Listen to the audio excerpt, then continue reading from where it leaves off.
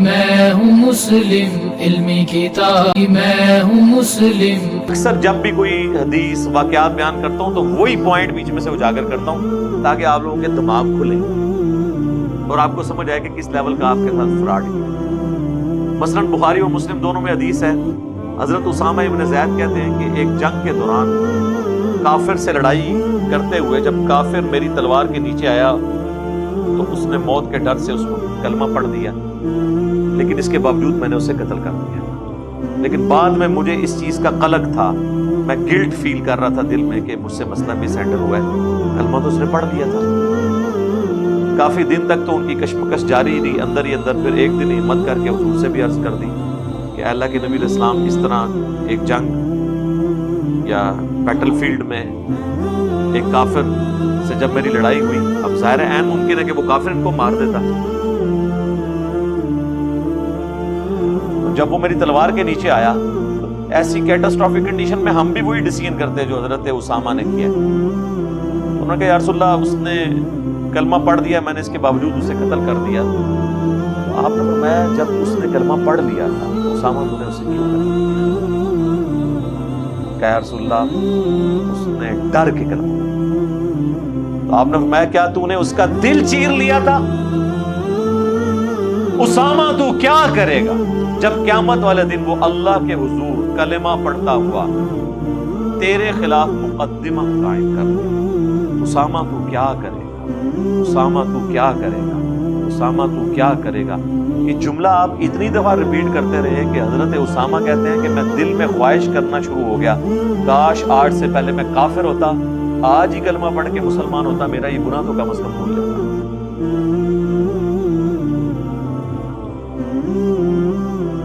تو نبی علیہ السلام نے بینیفٹ آف ڈاؤٹ بھی نہیں دیا اس مسئلے میں۔ یہاں لوگ مسلمان کو قتل کر دیتا ہے، ایک کلمہ پڑھنے والا اپنی جنت پکی کرنے کے لیے دوسرا کلمہ پڑھنے والے کو ذبح کر دیتا ہے۔ اچھا، یہ حدیث تو صدیوں سے کتابوں میں لکھی ہوئی تھی، کبھی کبھار کوئی بیان بھی کر دیتا ہوگا، لیکن اس کے اندر جو چھپے ہوئے راز ہیں وہ تو میں نے آشکار کیے نا آگے، کہ حضرت اسامہ سے جب نبی علیہ السلام نے کہا کہ تو نے دل چیر لیا تھا تو حضرت اسامہ کو چاہیے تھا کہ وہ کہتے کہ یا رسول اللہ، غوث، قطب، ابدال، عام پیر بھی اپنے مریدوں کے دل کے حال جانتے ہیں، اور میں تو بڑا اولو العزم صحابی ہوں، میں آپ کے لاڈلے منہ بولے بیٹے زید ابن حارثہ، جو واحد صحابی جس کا نام قرآن میں آیا سورۃ الاحزاب میں، اور کسی صحابی کا نام قرآن میں نہیں آیا، میں اس کا بیٹا ہوں، اور یا رسول اللہ میں تو اتنا لاڈلا ہوں کہ صحیح بخاری میں حدیث ہے کہ نبی علیہ السلام اپنے گود میں زانوں میں ایک طرف حسن ابن علی کو بٹھاتے تھے، دوسری طرف اسامہ ابن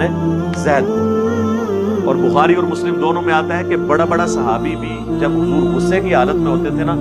حضور کو سفارش نہیں کر سکتا تھا تو صحابہ کرام اسامہ کو بھیجتے تھے حضور کے پاس سفارش کے لیے۔ وہ جو مشہور حدیث ہے جب فاطمہ نامی عورت کی چوری کا مقدمہ آیا تو حضرت اسامہ کو بھیجا گیا کہ اس فاطمہ کو چھوڑ دیا جائے، کیونکہ وہ اونچے قبیلے سے تھی۔ تو نبی علیہ السلام کو جلال آیا، آپ نے مسجد میں لوگوں کو اکٹھا کر کے خطبہ دیا، آپ نے فرمایا اگلی قومیں اسی لیے برباد ہوئی کہ ان کے اشرافیہ کے لیے اور قوانین ہوتے تھے اور غریب لوگوں کے لیے، اور اللہ کی قسم اگر میری بیٹی فاطمہ بھی چوری کرتی تو میں بھی اس کے ہاتھ کٹوا دیتا۔ تو وہاں پہ بھی سفارش حضرت اسامہ سے کروائی گئی۔ انہوں نے کہا، یہ نہیں آگے سے کہا یا رسول اللہ، جب میں اتنا اولو العزم صحابی ہوں، ایک عام صحابی کے بھی گھوڑے کے ٹخنوں سے جو خاک اڑتی ہے، یہ جو کہانی ایک بنائی ہوئی ہے انہوں نے، اور وہ اس کے گھوڑے کے نتنوں میں بیٹھتی ہے، اس کو بھی کوئی غوث قطب ابدال نہیں پہنچ سکتا۔ جب غوث قطب ابدال دلوں کے حال جان لیتے ہیں، علم الغیب جانتے ہیں،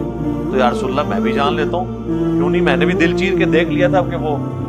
اندر سے نہیں پڑھ رہا تھا۔ تو یہ جو ہیڈن ٹروتھ ہے نا، جب یہ میں کرتا ہوں تو ظاہر ہے سارے بزرگ فارغ ہو جاتے ہیں، سارے کلیم فارغ ہو جاتے ہیں، وہ پھر کہتے ہیں یہ علی خود سے بیچ میں باتیں لگاتا ہے، خود سے نہیں لگاتا، اسی کو یہ جو آپ کو کہتا ہے نا فک یہی ہے جو قرآن میں آیا نا، تدبر کرو، اور مسلم شریف میں حدیث ہے اللہ نے مجھے جوامع کلمات کے ساتھ بھیجا ہے، میں مختصر گفتگو کرتا ہوں لیکن اس کے معنی بڑے ڈیپ ہوتے ہیں، وہ ڈیپ معنی پھر ایکسپلور کرنے ہوتے ہیں نا آپ نے، اور پھر ان کو ایکسپلور کرنے کا جبھی فائدہ ہے کہ جب آپ دور حاضر کے جو بڑے بڑے فتنے ان کو ایڈریس کریں، اور جب آپ وہ ایڈریس کریں گے تو ظاہر ہے کہ پھر جن جن کے مفادات پہ ضرب پڑے گی یا چلے میں کہتا نہیں ہوں، ویسے بنتا یہاں پہ ہے کہ جن جن کی دم پہ پاؤں آئے گا تو سر وہ تو چیخیں گے، پھر تو کہیں گے اے کتنے لکھے ایسی بچ یہ بچ لکھے ایسی کٹ لے اللہ فضل۔ کیا اندھیرے میں نماز پڑھ سکتے ہیں؟ جی پڑھ سکتے ہیں، بخاری مسلم دونوں میں حدیث ہے، اما عائشہ کہتی ہیں کہ ان دنوں ہمارے گھروں میں چراغ نہیں ہوا کرتے تھے، تو ظاہر ہے چراغ جلانا بھی ایک مہنگا عمل تھا، یہ مٹی کا تیل تو نہیں نکلا تھا، یہ تو اجمیر شریف والے بزرگوں نے دریافت کیا مٹی کا تیل، بعد میں آ کے وہ اس تیل میں جو موٹر فٹ کی وہ کی بغداد شریف والوں نے، ورنہ پہلے تو نہیں تو ہوتا تیل، ظاہر انہوں نے کیا ہوا نا جو نیچے نگاہ مارے ہیں اور ساتوں زمینیں کراس کر جائیں، تیل بھی کراس ہو جائے اور اوپر کرن تے جن لوہے محفوظ تک پہنچے، نہیں سر انہوں نے نہیں کیا، یہ میں جوک کے طور پہ کہہ رہا ہوں، یہ آلموسٹ آپ سمجھ لیں 19ویں صدی کے اندر آ کے سر ایڈون جو تھے نا پنسلوینیا میں، امریکہ کی ایک سٹیٹ ہے، اس میں پہلا تیل کا دھواں انہوں نے دریافت کیا، پوری مٹھی داڑھی تھی ماشاءاللہ ان کی، بڑا نورانی چہرہ تھا، ویسے ہے کرسچن تھے وہ، ان سے پہلے کسی کو نہیں پتا تھا کہ زمین میں تیل ہے، ظاہر ہے کہ دنیا بقدر ایفرٹ ہے، جو جتنی ایفرٹ کرے گا، تو بہرحال ان زمانوں میں بخاری مسلم میں آتا ہے کہ ہمارے گھروں میں چراغ نہیں ہوا کرتے تھے، بہت کم گھروں میں ایسا ہوتا تھا، ظاہر ہے اس میں پھر کھانے کا تیل ڈالا جاتا تھا، سرسوں کا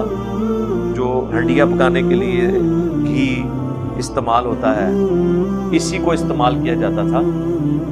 چراغ جلانے کے لیے، اسی لیے بخاری مسلم میں آتا ہے نا کہ نبی علیہ السلام نے فرمایا کہ گھروں میں رات کو چراغ بجھا کر سویا کرو، آگ انسان کی دشمن ہے، کیونکہ شیطان آگ سے بنا ہے نا، انسان مٹی سے، اور انہی حدیث میں بخاری مسلم میں آتا ہے کہ نبی علیہ السلام کے مبارک زمانے میں ایک دفعہ چوہا جو ہے وہ بتی کھینچ کے لے گیا، وہ جل رہی تھی بتی، تو جہاں جہاں سے چوہا گزرا بتی سمیت وہ آگ لگاتا چلا گیا، آگ لگتی گئی نا اس کی وجہ سے، تو وہ بتی اسی لیے لے کے جا رہا تھا کہ وہ کھانے کا تیل تھا، اور وہ یعنی چوہا اس کو کھانے کے لیے استعمال کرتا تھا، جس طرح گھی کے اندر بھی آپ کو چوہے مرے ہوئے ملتے ہیں نا، تو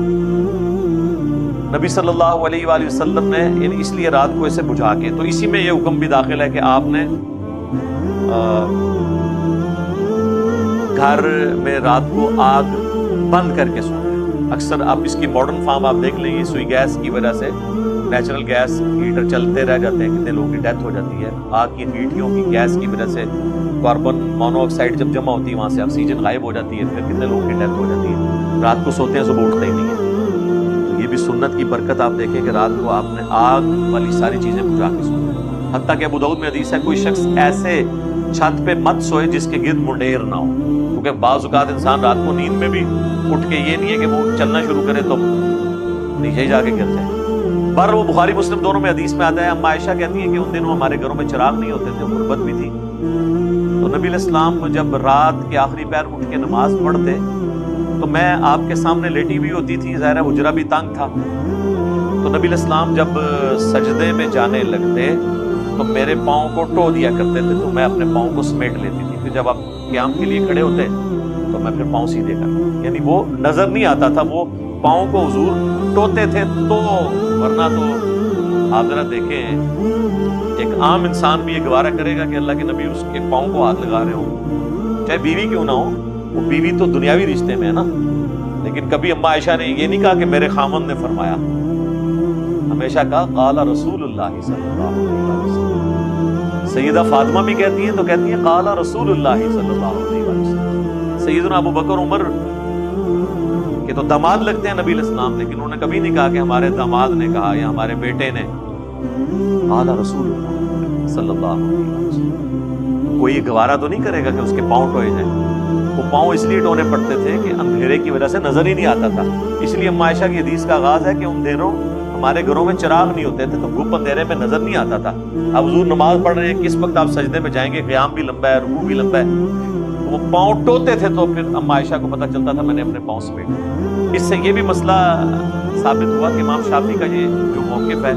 کہ بیوی کو ہاتھ لگانے سے وضو ٹوٹ جاتا ہے وہ بالکل باطل ہے. اور اس سے یہ بھی پتہ چلا کہ جو لوگ یہ کہتے ہیں کہ امام بخاری امام شافعی کے مقلد ہیں تو امام بخاری تو یہ مسئلہ لے کے آئے ہیں امام شافعی کے خلاف. پھر وہ کہتے ہیں نہیں مقلد ہیں لیکن وہ خود بھی مجتہد تھے تو اس لیے وہ اختلاف کر سکتے ہیں, ایک نویں شڈول وچ چھوڑ دیں گے. تو اس طرح اس حدیث سے ثابت ہوا کہ اینڈ رزلٹ یہ ہے کہ نظر کچھ نہیں آ رہا, اور یہی کوئی شخص آنکھیں بند کر کے نماز پڑھ لیتے ہیں تو جائز ہے, اس کی ممانعت کہیں پہ نہیں آئی. لیکن یہ چیز پسندیدہ ہے کہ آنکھ کھول کر سجدے والی جگہ پہ دیکھتے ہوئے نماز پڑھیں. یہ اس صورت میں جب آپ کسی ایسی کیٹاسٹرافک جگہ پہ ہیں جہاں آپ کو خطرہ ہے کہ کوئی سانپ, موذی جانور, کیڑے مکوڑے آ سکتے ہیں, تو پھر تو ظاہر ہے کہ ہم یہ بھی نہیں کہیں گے کہ آپ لائٹ آف کر کے نماز پڑھیں یا آنکھیں بند کر کے نماز پڑھیں, یہ پریفریبل نہیں ہے. عموماً یہی سنت ہے کہ آنکھیں کھول کے نماز پڑھنی ہے. لیکن اگر کسی کو, جس طرح ہماری مسجدیں ظاہر ہے وہ صاف ستھری ہیں, وہاں پہ اس طرح کے کوئی جانور آنے کا یعنی خدشہ نہیں ہے سوائے اس کے کہ کوئی آپ کے مخالف فرقے والا نہ آ جائے, باقی اس سے تو آپ بچ نہیں سکتے. باقی رہ گئے یہ چھوٹے موٹے جانور, یہ تو قالین والی مسجد میں نہیں آتے کہ نہ تو وہ کچی ہوتی ہیں نہ ان کی چھتیں کچی ہوتی ہیں. وہاں پہ اگر کوئی آنکھیں بند کر کے نماز پڑھتا ہے تو اس میں کوئی مسئلہ نہیں ہے. اہل حدیث نے زیادہ اس میں فساد کھڑا کیا تھا. تو میں نے تو شیخ زبیر صاحب سے جو ایک کوسچن آنسر سیشن ریکارڈ کیا تھا ایک مسجد کے اندر, مارچ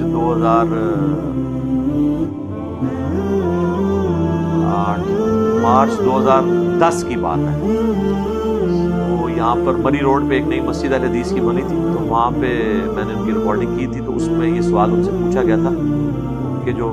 کوسچن آنسر سیشن ہے اس میں وہ ریکارڈ ہے کہ انہوں نے کہا کہ نماز پڑھنا درست ہے.